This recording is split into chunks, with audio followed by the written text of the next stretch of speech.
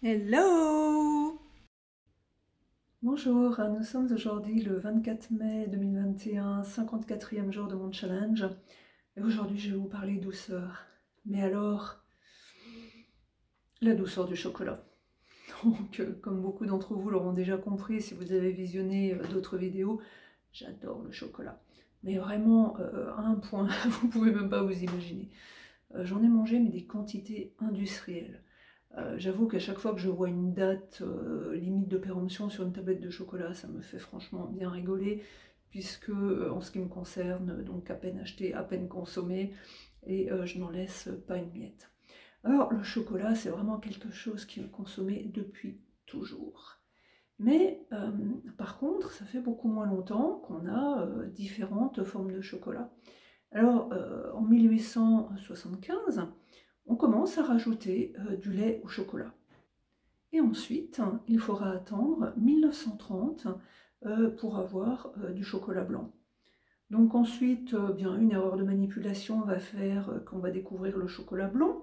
Et bien plus récemment, alors quand je dis bien plus récemment, là cette fois on est sur 2017, eh bien on découvre le chocolat rose. Alors ce chocolat rose a nécessité presque 13 ans de développement pour arriver à trouver un procédé d'extraction.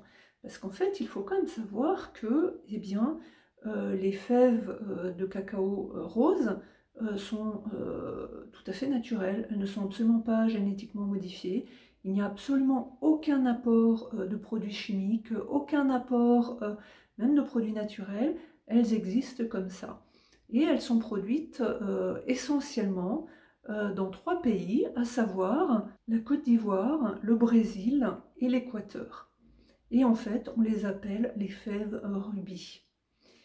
Et il se trouve que tout est parti, je dirais pas une fois encore d'une erreur de manipulation, mais bien souvent, les grandes innovations viennent à un moment où on s'y attend pas, un petit peu comme la tarte tatin.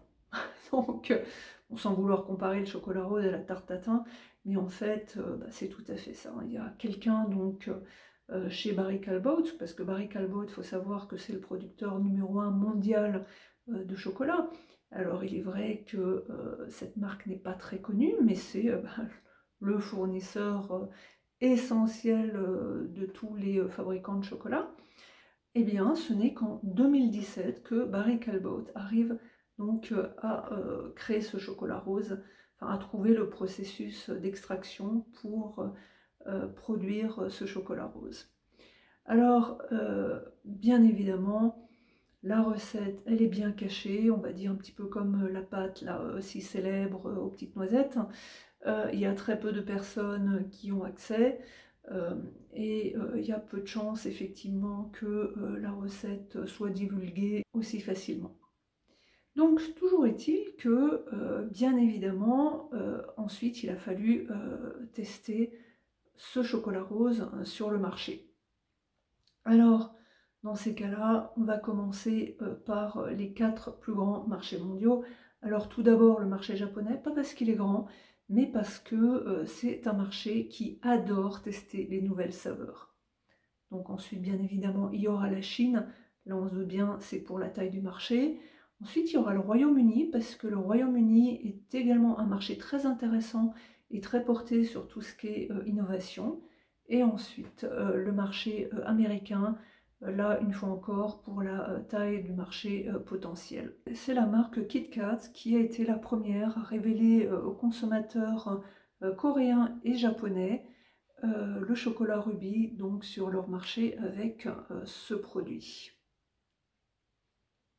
Donc bien sûr la même barre gaufrette, cette fois nappée de chocolat rubis, donc de ce fameux chocolat rose. Alors je ne vais pas m'étendre sur le goût du chocolat rose à travers ce produit, puisque bien évidemment là on parle d'un produit industriel qui est alors bourré de sucre, et je pense que bien malheureusement le goût originel du chocolat rubis est bien masqué par tous les additifs et puis bon, principalement par le sucre qui est rajouté à cette préparation.